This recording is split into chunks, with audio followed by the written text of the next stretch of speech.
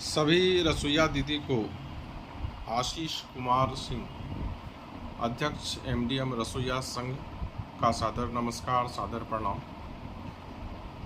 बहुत दिन के बाद हम फिर से आप लोगों से मुखातिब हो रहे हैं। बहुत रसोइया दीदी का प्यार भरा निमंत्रण को हम अस्वीकार नहीं कर सके। बीच में हम कई वर्षों तक निष्क्रिय रहे। उसका कई वजह था जो हम मीटिंग में आप लोगों के साथ शेयर भी किए, और ये वीडियो के माध्यम से हम सभी रसोइया दीदी को एक मैसेज देना चाहते हैं कि अब एक मौका है फिर से हम लोग संगठित हों और जो इधर उधर का बिखराव है उस बिखराव को हम लोग कम करें। हम लोग अक्सर इस बात को महसूस करते हैं, और जो एक बहुत बड़ा कारण रहा हमारे निष्क्रिय होने का इस बीच में, कि रसोइया राजनीतिक ताकत नहीं बन पा रही। आप राजनीतिक ताकत नहीं बनिएगा तो आपको कोई महत्व या वैल्यू नहीं देगा। सरकार या नीतीश कुमार को वोट से मतलब है। रसोइया हिंदू मुस्लिम बन करके वोट करती है। हम रसोइया दीदी से इस बार आग्रह करते हैं कि इस बार जो आप वोट दीजिएगा रसोइया बन करके वोट दीजिएगा, क्योंकि जितने भी संगठन रसोइया को लेकर के काम कर रहा है, सबके मन में एक ही सवाल है कि हम रसोइया के लिए बहुत मेहनत करते हैं, लेकिन जब समय आता है तो रसोइया वही गलती दोहरा देती है जो पिछले कई साल से दोहराती रही है। बहुत दीदी हिंदू मुस्लिम के चक्कर में पड़ करके वोट दे रही है। हम उनको सिर्फ इतना याद दिलाना चाहते हैं कि जिस व्यक्ति को आप हिंदू धर्म का रक्षक संरक्षक मान रहे हैं, वह कितना हिंदू है, कम से कम उसका परीक्षा तो एक बार कर लीजिए। आप लोग को याद होगा कि हमारे माननीय प्रधानमंत्री जी मोदी जी ने भादो महीने में अयोध्या मंदिर का शिलान्यास किया। अब आप सोचिए कि कौन हिंदू है जो भादो महीना में शुभ काम करेगा। हमारे आप में से कोई भादो महीना में एक तुलसी का पौधा भी लगाएगा क्या? नहीं लगाएगा, क्योंकि हिंदू भादो में कोई भी शुभ काम नहीं करता।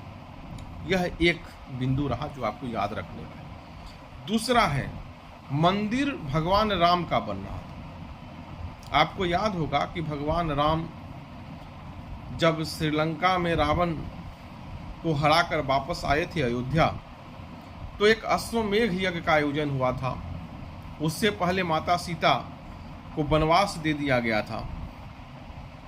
तो जब यज्ञ की बात आई तो हमारे जितने भी साधु महात्मा थे, सब कहे कि नहीं, बिना पत्नी के यज्ञ तो नहीं होगा।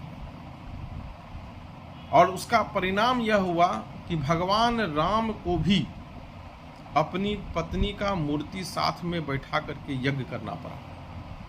हमारे माननीय प्रधानमंत्री मोदी जी कौन हिंदू हैं जिनकी पत्नी जीवित है, निष्कासित नहीं है? उसको साथ लेकर के क्या भगवान राम के मंदिर का यज्ञ नहीं हो सकता था? लेकिन उन्होंने ऐसा नहीं किया। क्या कोई हिंदू ऐसा कह सकता है? जो व्यक्ति पत्नी के होते हुए बिना पत्नी का यज्ञ किया, सोच लीजिए वह कितना बड़ा हिंदू है। उसके बाद हिंदू धर्म में किसी भी योगी सन्यासी को यज्ञ करने का आदेश नहीं है। यज्ञ का यजमान नहीं हो सकता है। यजमान जब भी होगा तो पति पत्नी वाला ही होगा। तो आप इस बिंदु पर भी मोदी जी कितना हिंदू हैं जरूर सोचिए। जब आप हिंदू मुस्लिम के आधार पर वोट करते हैं तो हम यह बिंदु आपके नजर में डाल रहे हैं। अब दूसरा विषय क्या है? अभी कुछ दिन पहले हमारे माननीय प्रधानमंत्री की माता जी का देहावसान हुआ था, वो मर गई थी। मोदी जी न सबसे बड़े बेटे थे न सबसे छोटा बेटा था, और सब हिंदू जानता है कि माँ को आग या तो बड़ा बेटा देगा या छोटा बेटा देगा। अगर विषम परिस्थिति में ये दोनों नहीं रहे तब कोई और बेटा दे सकता है। जब माँ के पार्थिव शरीर के साथ, लाश के साथ जब सब बेटा उपस्थित था, तो कौन हिंदू मत, कौन हिंदू वेद के हिसाब से मोदी जी अपनी माँ के मुंह में आग दिए? यह बात भी आप जरूर सोचिएगा। माँ को आग देने के बाद क्या मोदी जी मुंडन कराए? जो मुंडन नहीं कराए क्या वो हिंदू है? यह बात पर भी जरूर सोचिएगा। जब आप हिंदू मुस्लिम पर वोट करते हैं तब यह बात ध्यान देने की जरूरत है।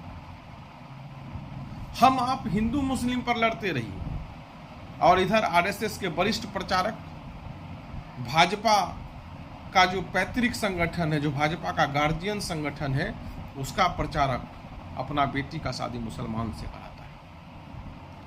कोई किसी का बेटी किसी के साथ शादी करे, कोई अपनी बेटी का कहीं भी शादी करे, यह हमारे संगठन का चिंता का विषय नहीं है। लेकिन जब कोई हिंदू मुस्लिम कह करके देश में दुर्भावना फैलाता है तो उसके यहाँ क्या हो रहा है, उस बात को भी जरूर आप एक बार ध्यान में दीजिए। भाजपा के बहुत बड़े एमपी हैं, नेता हैं, सुब्रमण्यम स्वामी, वो भी अपनी बेटी का शादी मुसलमान से कराएं। आप बीजेपी को बहुत हिंदू कहते हैं। बीजेपी में एक भी ऐसा मुसलमान नेता है जो हिंदू से शादी नहीं किया हो और वह बीजेपी में किसी बड़ा पद पर हो? मैं तो साफ रूप से देख रहा हूं कि बीजेपी हिंदू धर्म के मत मान्यताओं के साथ विश्वासघात कर रहा है। कैसे आप उसको हिंदू कह करके वोट दे सकते हैं? हमारा आज का विषय हिंदू मुस्लिम नहीं है, लेकिन जो दीदी हिंदू मुसलमान के नाम पर वोट करती है, हम उसको यह बात ध्यान में दिलाना चाहते हैं। एक बार वोट 24 आ रहा है, 25 में फिर विधानसभा का भी चुनाव है, लोकसभा का भी चुनाव है। 2 परीक्षा आपका साथ साथ चलने वाला है। इस बार हमारा आग्रह रहेगा कि रसोइया बन करके वोट दीजिए। कोई फर्क नहीं पड़ता है रिजल्ट क्या होगा नहीं होगा, हमसे क्या, हम समूचा रिजल्ट का ठेका हम ही लिए हुए हैं। जो नेता आज यही सब जाति के नाम पर, धर्म के नाम पर हम लोग यही करते रहे हैं, जो खुल करके माइक पर चढ़ करके बोलता है कि हम एमडीएम को बंद कर देंगे, हमारी दीदी उसको वोट दे करके आ जाती है। कभी दीदी को लगता है कि हमारा जात वाला बनेगा मुख्यमंत्री, तो कभी लगता है कि हमारा धर्म वाला बनेगा मुख्यमंत्री। दीदी, ये लोग तो आपका एमडीएम बंद करना चाहते हैं, गरीब के बच्चों के मुंह से निवाला खींचना चाहते हैं। याद रखिएगा, ये वही बीजेपी है जो नमक रोटी खाते हुए बच्चे का जब एक पत्रकार वीडियो चला दिया तो उसको जेल के अंदर ठूस दिया। एमडीएम में किसका बच्चा खाता है? हमारा गरीब का बच्चा खाता है,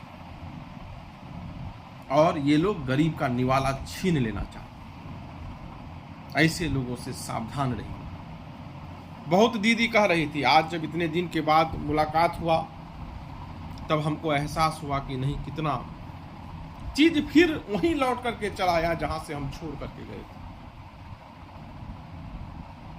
फिर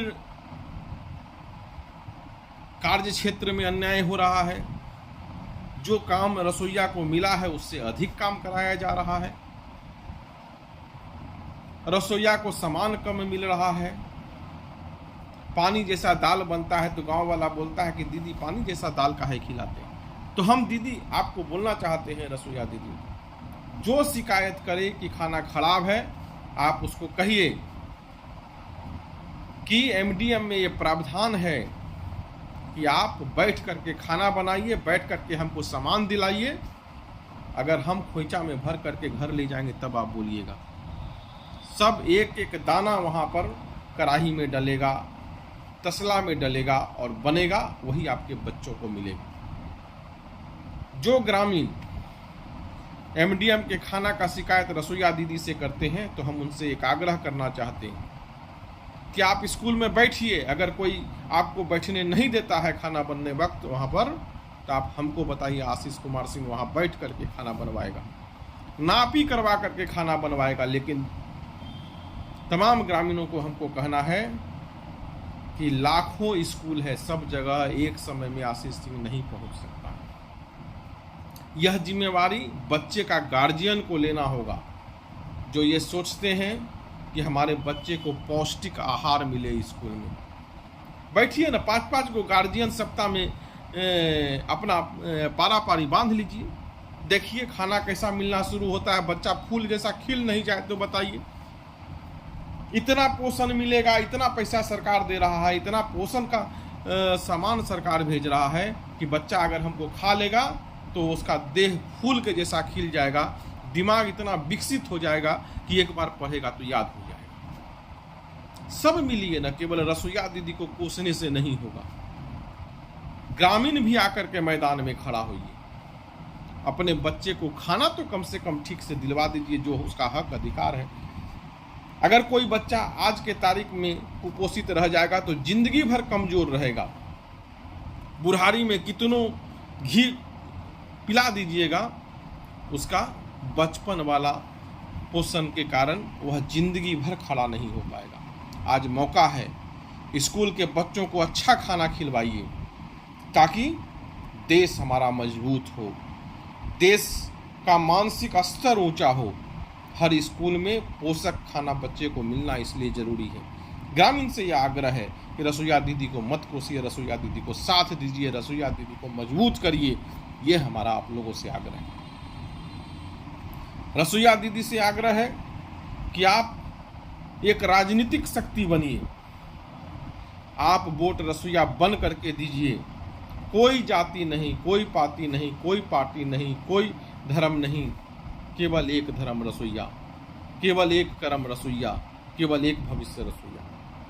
तब देखिए कैसे नीतीश कुमार आपके पैर पर झुकते हैं, कैसे बड़े बड़े नेता आपका चरण वंदना करना शुरू कर देंगे। लेकिन होता क्या है, हम लोग बोलेंगे कि देखिए फलाना सरकार आपके विरोध में काम कर रहा है, फलाना आदमी आपके विरोध में काम कर रहा है। बात में हाँ हो भैया दे दिलिए, की करिए, सब यही कह रहे हैं। 5 साल जो आपको परेशान करता है, आप उसी व्यक्ति के कहने पर वोट दे देते हैं। इससे आप बचिए। आज रसोईया के बीच में बहुत राजनीतिक पार्टी के कार्यकर्ता नेतागिरी कर रहा है। बहुत का बीजेपी वाले का इससे पहले सरकार था, तो भैया आप क्यों नहीं कर दिए? अभी बाकी लोगों का सरकार है। तो जो आदमी आपके पास आता है उससे पूछिए कि तुम सरकार में हो अभी कि पहले सरकार में थे। जब तुम सरकार में आज हो तो यहाँ पर नेतागिरी क्या करने आते हो? जा करके वहाँ पर हमारा तनख्वाह बढ़ा करके यहाँ पर आओ। एक आदमी का जितना जरूरत हो उतना करा करके आओ, तब तुम हमारा नेतागिरी करो, तब तुमको हम नेतागिरी का अवसर देंगे। बहुत लोग सुनने में आ रहा है कि आशीष सिंह क्या कर रहा था 5 साल तक। आशीष सिंह 5 साल तक इसलिए नहीं आया क्योंकि कई जगह से आशीष सिंह के नाम पर लोग अधिक चंदा उठा लिया। और आज हम फिर रसोईया दीदी को कहते हैं, वीडियो बना करके हम कहते हैं कि रसोईया संघ, एमडीएम रसोईया संघ में जो रसोईया दीदी हमारे कार्यक्रम में आएगी, मीटिंग में आएगी, उसी को सिर्फ 20 रुपया देना है। जो कार्यक्रम में नहीं आ रहा है उसका हमको 1 रुपया नहीं चाहिए। आप अपना पैसा अपने पास में रखिए। हमको पैसा कमाने के लिए हम संगठन नहीं चलाते। आप कार्यक्रम में आए हैं तो 20 रुपया दीजिए, अगर कार्यक्रम में नहीं आए हैं तो आपका 1 रुपया हमको नहीं चाहिए। बात बहुत सीधा है, साफ साफ। आज के मीटिंग में हम कहे कि एक रसोईया से साल भर में 100 से अधिक चंदा नहीं लिया जा सकता है, लेकिन वह चंदा तब जब वह कार्यक्रम में आएगी, मीटिंग में आएगी, तब कोई आदमी स्कूल जा करके उससे चंदा नहीं लेगा। हम एक ऐसा रसीद छपवाने के लिए बोल दिए हैं जिसमें जिला अध्यक्ष, प्रखंड अध्यक्ष और मेरा भी नंबर रहेगा। आग्रह रहेगा कि अपना कोई भी समस्या है तो एक बार प्रखंड अध्यक्ष को बताइए, जिला अध्यक्ष को बताइए, नहीं होता है तो हमको बताइए, अंत में बताइए। जरूरत होगा हम पहुंचेंगे, जैसे पहले पहुंचते थे फिर पहुंचेंगे, लेकिन आप एकजुट तो हुई। देखिए माहौल बदलता है कि नहीं बदलता। आज फिर शिकायत आने लगा कि गैस पर खाना नहीं बन रहा है। दीदी, एक समय हम गैस चूल्हा का मांग किए थे, अब बिजली हर स्कूल में पहुंच गया है। अब हम लोग बिजली पर खाना का मांग करते हैं। पहले रसोईया दीदी को सब समझाता था कि गैस चूल्हा से रसोईया दीदी जल के मर जाएगी, अभी तक एक को दीदी नहीं ना मरी है। उसी तरह से ऐसा व्यवस्था हम कराएंगे, हीटर पर खाना बनाइए और कोई दीदी को करंट नहीं लगेगा, इसका गारंटी हमारा है। गैस भराने का झंझट साफ, अपना स्कूल बिल देगा, अपना स्कूल समझेगा कैसे क्या करना है, हमको उससे मतलब नहीं। लेकिन खाना गैस या हीटर पर बनेगा, आसान भी है, कोई झंझट झमेला नहीं है, आग लगने का संभावना नहीं है। इंडक्शन हीटर लग जाए तो और बढ़िया, स्टील का बर्तन रहेगा, कुछ गर्म नहीं होगा, कोई जलने फलने का कोई चांस नहीं। हीटर से बर्तन उतरेगा, बस वैसे ही वो अपने बंद हो जाएगा। लेकिन जब तक स्कूल में आप लकड़ी का चूल्हा पर खाना बनाते रहिएगा, कोई माई का लाल आपको अधिकार नहीं दिला पाएगा, क्योंकि अधिकार का लड़ाई घर से शुरू होता है। जब तक हम अपने स्कूल में अपना इज्जत नहीं बढ़ा पाए, जब तक हम अपने स्कूल में अपना अधिकार नहीं ले पाए, तो आप समझिए कि हम कभी कोई लड़ाई नहीं जीत सकते हैं। आज फिर संगठित होने की बारी है। जैसे पहले हम लोग 20 टकिया संघ थे, फिर हम लोग 20 टकिया संघ ही रहेंगे। उसका 1 रुपया हमको देने की ज़रूरत आपको नहीं है। जितना कार्य करता है वो आपस में रख लेगा। किसी विशेष परिस्थिति में अगर कोई रसोईया दीदी किसी को अपने यहाँ बुलाती है किसी काम के लिए, तब उससे आग्रह रहेगा कि उसके आने जाने का खर्च आप दे दीजिएगा। संगठन के खर्च के लिए एक अच्छा समाधान हम लोग निकाले हैं। आशीष कुमार सिंह ऑफिशियल एक यूट्यूब चैनल है, उसको अधिक से अधिक लोग को सब्सक्राइब करिए। सब रसोईया उसका अपना सब्सक्राइब कर ले, अपना मेंबर बन जाए। उसका लिंक हम सबको दे दिए हैं। बनिए, वीडियो देखिए, सीखिए, सिखाइए, लोगों को दिखाइए कि हाँ देखो आशीष भैया क्या बोल रहे हैं। और जितना देखिएगा उतना पैसा संगठन को मिलेगा। जितना पैसा संगठन को मिलेगा, आपसे बिना 1 रुपया चंदा लिए हुए हम लोग देश में बड़ा बड़ा कार्यक्रम करेंगे। बस करना क्या है, आपको जुड़ना है, YouTube से जुड़ना है, आपको जुड़ना है, WhatsApp से जुड़ना है। एक बार जाएगा मैसेज, घरे घर पहुंच जाएगा, लाखों आदमी को एक साथ पहुंच जाएगा। और हम जितने भी प्रखंड अध्यक्ष हैं सबको कहे कि सबसे पहले प्राणपुर के रसोईया को YouTube चैनल से जोड़िए। प्राणपुर से जब जुड़ेगा तब हम दूसरे प्रखंड में जाएंगे। लेकिन युद्ध का अब आगाज हो चुका है। अब हिला हवाली बहाना का समय नहीं है। सभी राजनीतिक दल जो अपने आप को कहता है कि हम कांग्रेस के हैं, इंटक हैं, एटक हैं, हम मजदूर संघ हैं, हम ये हैं, हम तोप हैं, हम यह हैं, कुछ भी हैं, भैया आप रसोईया से चंदा खर्चा मत लीजिए। जब आप सरकार के हिस्सा है तो चंदा रसोईया से लेने की क्या जरूरत है। आप सरकार को सीधे बोलिए, अगर कांग्रेस का आदमी है तो कहिए कि भैया हमको, अभी आप सरकार में हैं तो अभी रसोईया का मानदेय बढ़वा दीजिए, दरमाहा बढ़वा दीजिए, तनख्वाह बढ़वा दीजिए। अगर बीजेपी वाला आकर के कहे कि हमारे साथ जुड़ो, तो आप कहिए कि जब तुम सरकार में थे तो क्या कर रहे थे, अभी तो केंद्र में तुम्हारा सरकार है, तुम दिलाओ। अभी तो दोनों ही, जितना भी राजनीतिक पार्टी है, या तो कोई केंद्र में सरकार है या कोई बिहार में सरकार है। जब इस तरह का राजनीतिक दल आपके पास में आए, कहे कि हमारे साथ जुड़िए, हम दिलाएंगे, तो आप कहिए कि पहले दिलाओ तब हम तुम्हारे साथ में जुड़ेंगे। एकजुटता ही हमको फिर से वापस ला सकता है। 2013 में जो कमाल हम लोग किए थे, उस कमाल को करने की फिर से ज़रूरत है। इतना ही कह करके हम आप सबको नमन करते हैं, एकजुटता के लिए आपका आह्वान करते हैं। फिर से MDM रसोइया संघ के बैनर के तले सब लोग आइए, आकर के किसी को भी फालतू चंदा मत दीजिए, फालतू पैसा मत दीजिए। फालतू पैसा देने से ही संगठन कमजोर होता है। पैसा देने से पहले एक बार आशीष सिंह से जरूर पूछिए, मेरा नंबर आपके पास में है। धन्यवाद दीदी, बहुत बहुत शुभकामना, सादर प्रणाम, धन्यवाद।